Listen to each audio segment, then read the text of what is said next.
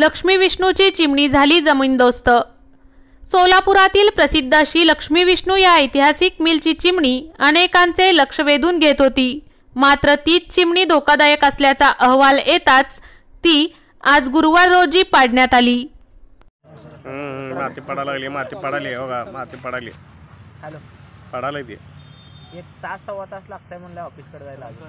साहेबाची वाट बघायला म्हणते हे काय माती पडायला लागली, पडाले की आपण जाते हो पडाले एक वाट टिकली बा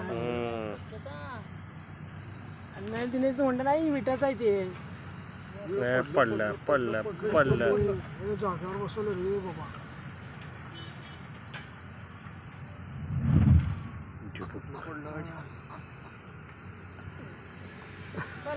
बॉस आम्ही बघा